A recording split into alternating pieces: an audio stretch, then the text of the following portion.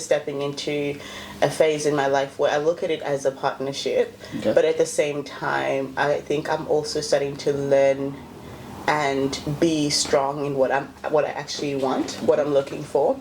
So a lot of the things that I was looking for post like 25 have completely changed to what I'm looking for now. So yeah, I think relationships are a partnership, but at the same time, I think it's never like a 50-50. So I'm just sort of defining what I want at the moment. Yeah. Are we talking about romantic relationships? Oh, romantic, yes, yeah. That's what we're defining, yeah. So at the moment, that's been like the area that I've kind of been working on, so yeah. Do you carry on the same, I suppose, outlook for professional relationships?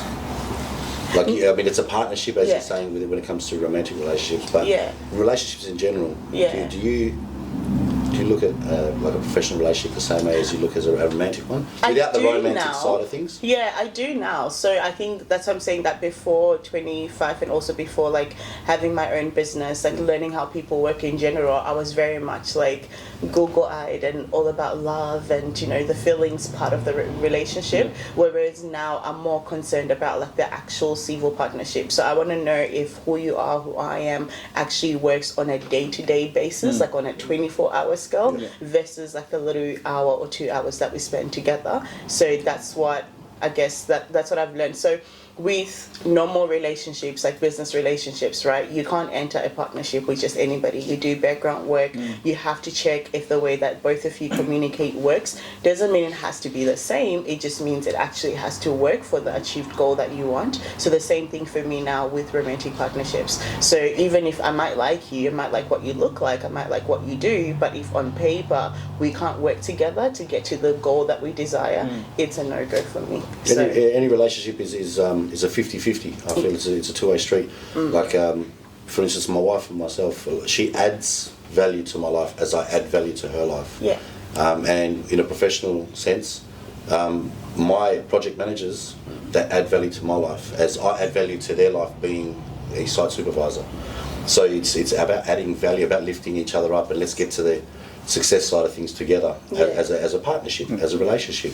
See, I got one thing from you and then one thing from you. One thing that you said that I kind of understood was that character is a big defining for your relationship. So, and character is huge because because when I sit down with people and I want to I'm very careful who I let into my circle. And I'm not a big fan of having people that are inconsistent with their character. That for me, it's a huge red flag. And people can't be inconsistent character for a prolonged number of time. So for me, when I'm getting to know a girl or I'm getting to know someone, I will drown out that catch up or me getting to know them before a commitment is made for at least 6 months or for at least 3 months, because nobody can be inconsistent of who they truly are. There's a rapport that has to be built. There's a rapport, and you can feel fakeness, and nobody can be consistent in who they're not for a long period of time. And from you on relationships, I would have to differ with 50-50. I think it's 100%. Okay, so let me just stop you right there. 100%. So if you're that's 200%. Right. I'll give you some context of why I think that. Let me just before you go into it, just give me 2 seconds, okay? 100% from you and 100% from, if it's a romantic relationship, 100% from you and 100% from her, okay? Okay, so in your lane each, you're putting 100% in. Into each other, it's 100%. But if you're giving 100%, how are you whole? What do you mean? How are you complete? That's true. That's actually How are you complete? True. You've got to actually keep something here for you to be complete, consistent in your way. If you're giving 100%, you can burn out, the relationship can fail, business can fail. You've got to, that's why I say 50-50. But my 50% that I put in is 100% effort of that 50. Yeah. You know what I mean? It depends what you're talking about when you put 50. Your notion of 50, what is it? I asked my wife in a romantic relationship, she puts 100% effort into loving God first before me. Okay. And she does that. In turn, she puts 50% into the life, like I put 50% into life, so together we make 100% teamwork for the family to forge forward. In business, it's the same thing. I give 100% of that 50% that I'm putting in. I'm putting 50% of me into the hands-on side of work, but 100% of that 50%. You know what I mean? So what I'm focusing on is always 100%. But at the same time, I've still got the other side of business that I need to conduct. And with that 50%, I need to keep to myself so I stay of sound mind. Okay. I'm not losing sight. 100%, you just go, but you lose yourself in the process. My 100% is about focus and intention. Mm-hmm. So, I would put 100% of focus in, because attention drives behavior. Of course. So if I don't put 100% into my wife, it's putting 100% in expecting zero back is when true love actually centers in. In the love aspect, yeah, it's 100%. But like I said, for us, it's if we love God first, God allows us to overflow that love to each other. 100%. 100%. You know what I mean? It's that knowledge of, I think the best way I've ever heard it explained, I'm a very visual learner. So this guy had an analogy of having 2 cups. 2 cups that were half empty. He's like, when most people come to a relationship, some people come in with half full cups. And the issue with people that are half full is because now they're battling in the relationship for 1 cup to be full. One person needs to pour out and the other one's empty. The other person, it's always a consistent battle. So what you need to do is get your cup full before you get into a relationship. And the way you do that, find your identity, find your self-worth, find your self-value, be a person who's driven, know who you are and know what you want, and be focused. Then when you get your cup full, anything you give is on the overflow. So it's more of what you can give. So if the relationship doesn't work out, you don't really lose anything. You still got yourself, because the biggest thing I see when I sit down with people about relationship is they lose themselves in the relationship. Yeah. It's like, I don't know who I am anymore. Yeah. Because you gave yourself into it and you forgot to look after the most important person, which is yourself. That's like calling yourself someone's other half. Yeah. How can you be someone's other half That concept I never understood as well. unless you're whole? Yeah. You know what I mean? That concept of, I think it's 2 whole people coming into Well, the you become one. It's a unity of one. Yeah. You're married, you're in a relationship like that. It's one as a family. Yeah. It's the same with business as well, I believe. You become one, one entity. 100%. Yeah. Alright, Curtis. Spit something, brother. It's interesting to hear perspective. I think that's what that for me is, relationships and managing relationships. Romantic one, I think, is one of the hardest because you're spending a lot of time with somebody, and they should know a lot about you, and you should know a lot about them. And you've also got your own aspirations and dreams that you want to be able to have the other person facilitate, but they might get in the way of the other person's aspirations and dreams. So there's a lot to work through and compromise, I think, with anybody, even if you're really aligned. Something I've learned, I think, which I haven't learned everything, but something I think I've learned definitively is perspective, in that I sort of used to think that my perspective was better over the person I was in a relationship with. This is with anything. And that sort of managing them was just about managing their lesser than expectation according to mine. But now it's more kind of, if I can try and get the other person's perspective like it's my own perspective and give it equal weight or more than, I can often understand that their perspective is sort of right over mine. And that's been very powerful, because then a relationship becomes less about getting your way in the situation and having the strength of that relationship make it even better for you than if you're on your own. You're actually learning and adapting your own perspective, and the other person can win. I want to ask you a question now. Just so when someone does watch this, their process is going to be, okay, Curtis said this and he got to how did he get to that notion of, my viewpoint, my perspective is not actually the best one, and it actually is causing somewhat very unhealthy relationship itself. So my question to you is, how did you get to that point? I'm not sure, to be honest, but I think a lot of it comes down to going through these different cycles of sort of realising that you were wrong and that you arrested your own development thinking that you were right, adapting new perspective and new learnings, but then falling back into that trap of thinking, well, before I was wrong and now I'm right. And that happens enough times that you realise that this sensation of being right is false. Yeah. And the sooner that I can understand that sensation of being right is false and doubt myself enough, then I'm going to accelerate this learning process and this process of being able to get the best out of myself and the best out of the situation around me, rather than going through the cycle of doing what I've done throughout my entire life, of exactly that, thinking that I was right, finding out that I was wrong in some sense, adapting that, but then carrying on thinking that now I've learned and so now I'm right, and trying to cut out that whole overconfidence in my perspective out of the equation, and understanding my perspective to just be if other people, and I can identify other people, seem to have adapted their perspective on the basis of their environment and the lives that they've had and experiences they've had, then I therefore must be the same. And what is it about me that I've encountered, my parents and their relationship, past relationships I've had of different kinds, things that I've been a part of, trauma, and different things growing up that would be on my control, they've affected me in the same way I observe they affect other people. So that makes my perspective as flawed as my own experience as well. So your self-awareness is just growing. Yeah, just and continuously growing. I think, and a big part of it is just having that understanding that I don't know, seemingly anything, as much as I might know a lot of things. It's in the context of really not having a grasp of all that much. In reality, and someone else who's come from a completely different background. Especially if we've just launched on each other, and here we are, and I've met this person, and we're forming some sort of, relationship, friendship, business, romantic, whatever it be, employee, employer type relationship. They've had all these experiences, completely independent of me, leading up to this point, that could have their perspective be completely different. And mine doesn't, it's not necessarily better than theirs, or theirs better than mine. And the power of being able to listen and things like that. Not that, again, I'm the best at that or anything, but just doubting my own perspective in a healthy way, because you can doubt your perspective in an unhealthy way. You want to be an open book. I think every to everybody. relationship, whether it's a friendship, business, romantic, or otherwise. Exactly. Be an open book, because you're both on a learning journey. And not feel compelled to go, I've got to close my thing because I don't want them to find out this about me, or I don't want to introduce this, transparency, sort of thing. honesty, integrity, all that counts for something in a relationship. And the sooner it becomes real, then the better. And you can bring on their perspective to your own perspective. I don't like the idea of just getting along for the sake of getting along, but it can inspire that as well. I was going to say, I think I love what you're saying, and I think going to that is what I've had to learn now, or what I'm trying to teach myself, is the idea that when you're in a relationship, you're there to be a student, to love, to kindness, to everything that adds to, being with somebody and actually traveling on a journey with them. And I think, like you said, if you go into it with the notion of, well, I know how to love, or I'm the one that knows how to do A, B, C, and D, you're going to get there and most likely fumble that relationship because you're so concerned about being right.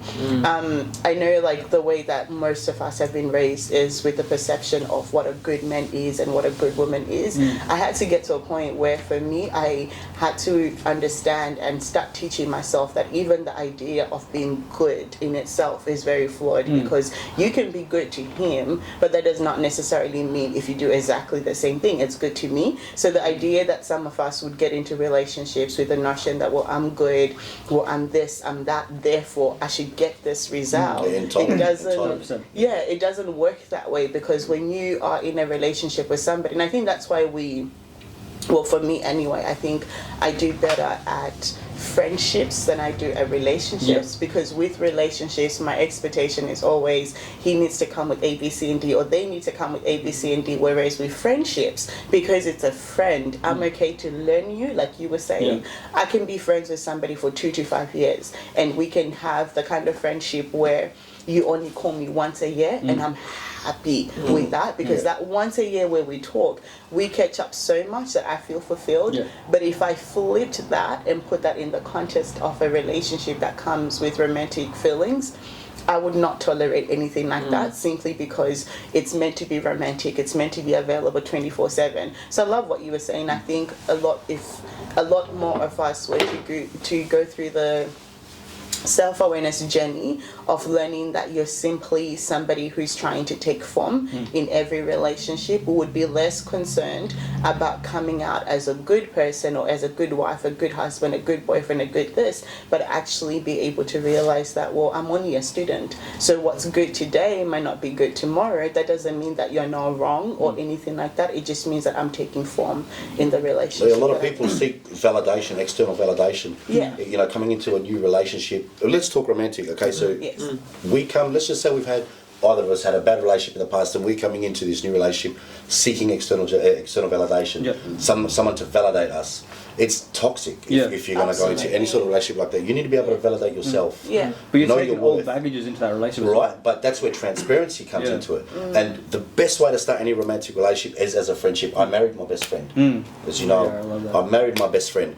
We were open and honest on the table about everything about our lives, what we've been through. Neither of us judge each other for our past. We accept that and work through for the future. But being that I'm a person of I'm an ex-gang member, Yeah. 25 years, and I'd served 15 years in jail. Yeah. I was this person that always seeked external validation. Yeah.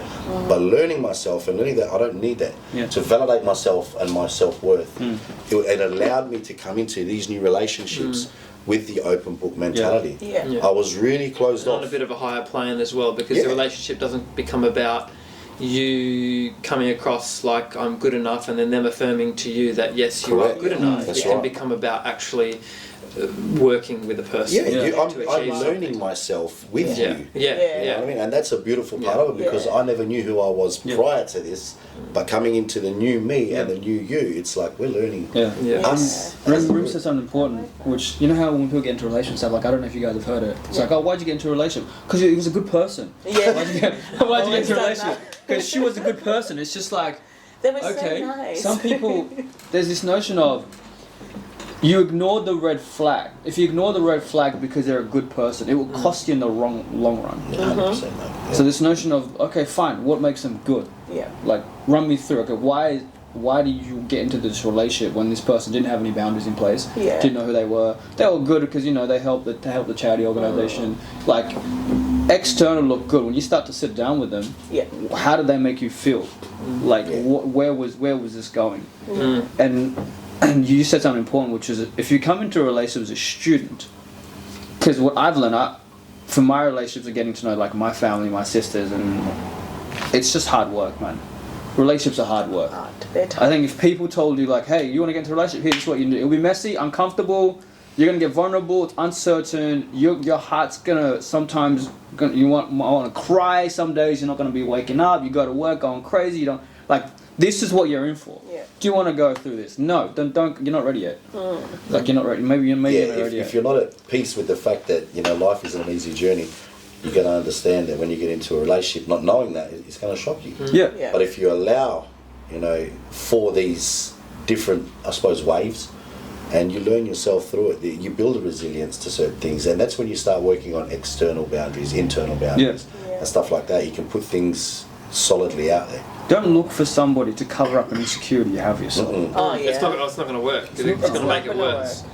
It will Definitely. make it. Yeah. I want to be with somebody. Why? Because I feel alone being myself. That's an issue. Yeah. Deal with the fact that why don't you like your own company? Yeah. That's Get so very, very good to love dangerous. your own company. Yeah. And then it's just like when you're in that person's presence, fantastic. Because if you don't love your own company, you're like a leech to this person's life. Yeah. Yeah, you don't need someone You're to only make you gonna feel suck good out about of them. yourself. Yeah. Yeah. I think you can still enter into relationships in that state, but try and sort of address it as being what it is. So rather than being like, oh you're leaving me alone, you don't spend enough time with me and da confront it. It's in like, oh, I've got this sort of separation anxiety Exactly. and I don't like to be alone. I feel like I might be in this relationship in a large part because I don't want to be alone. And then you can have that conversation Yeah. with somebody, and they might go, well, oh, actually I feel the same, and relate on that level. But I think a lot of people, when they have these deficiencies within themselves, or they feel they do, then we look to validate it in this immediate Yep. sort of way, and get gratification in an immediate sort of way, rather than actually expressing our vulnerability and getting gratification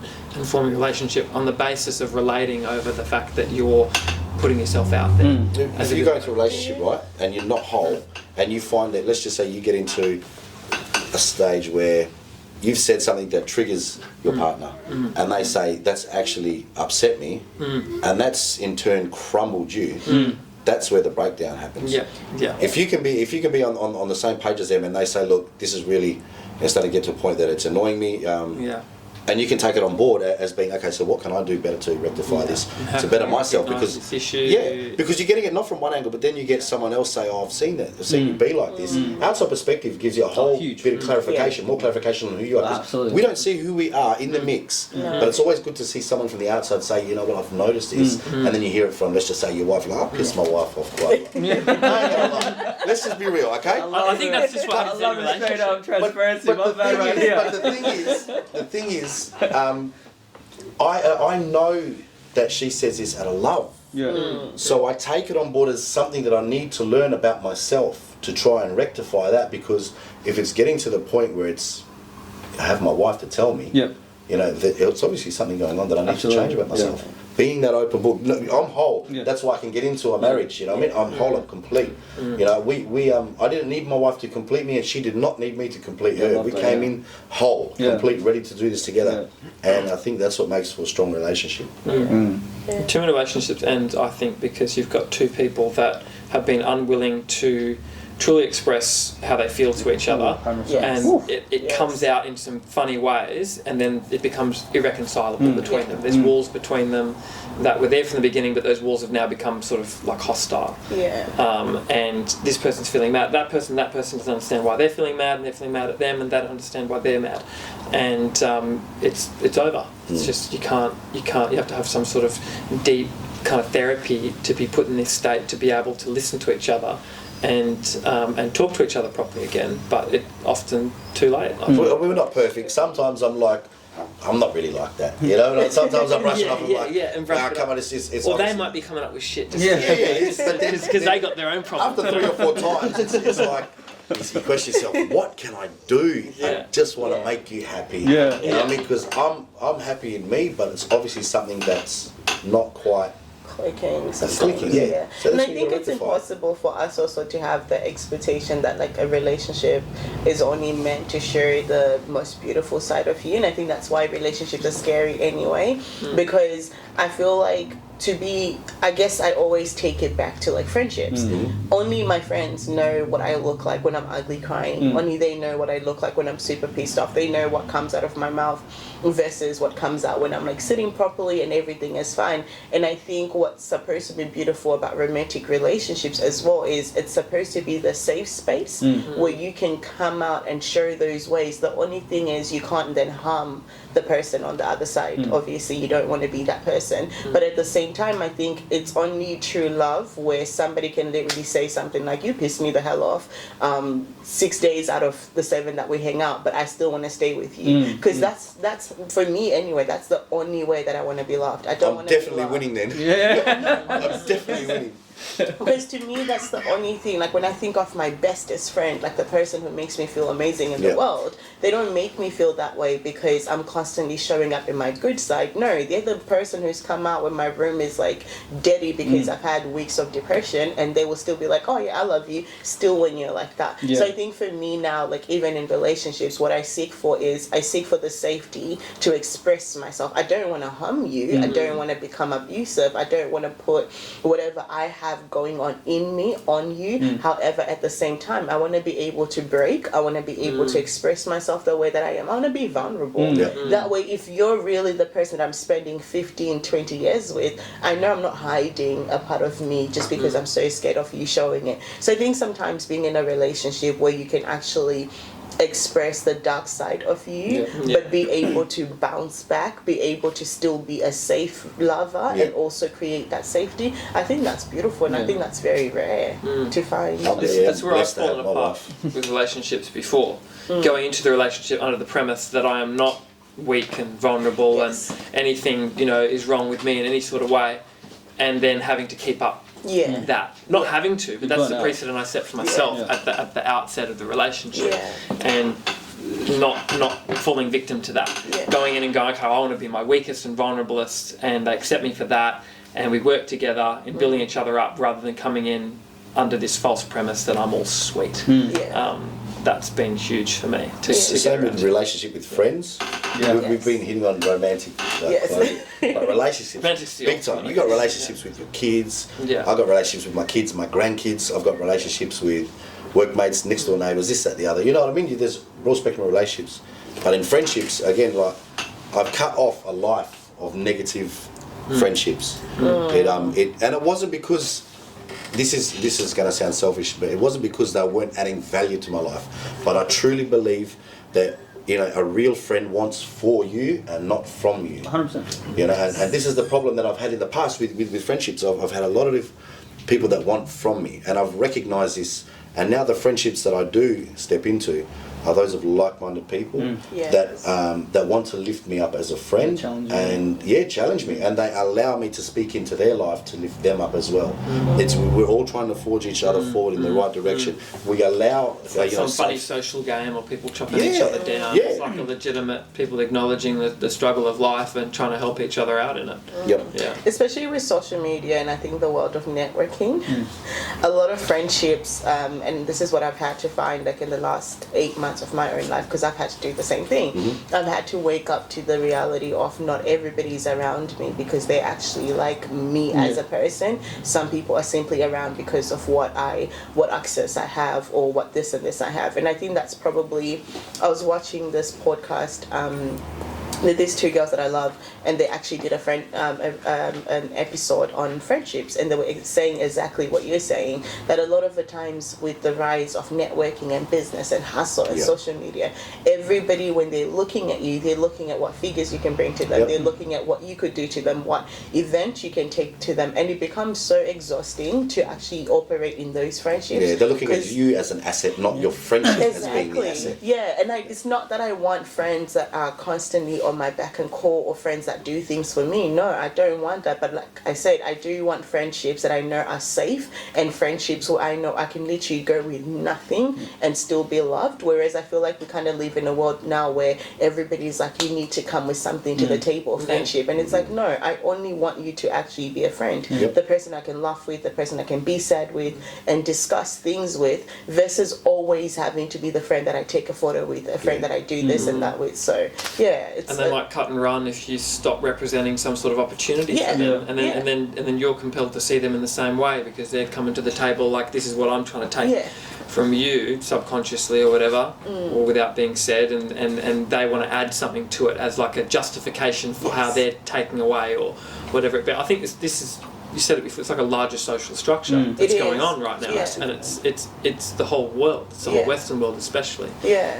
This dog eat dog kind of social game of trying to be on top and trying to essentially manipulate your way around socially, and then you adapt your entire character, your entire identity in a false way in order to be able to live this sort of life with that premise, this false premise on that this is how we socialise, this is how we get by.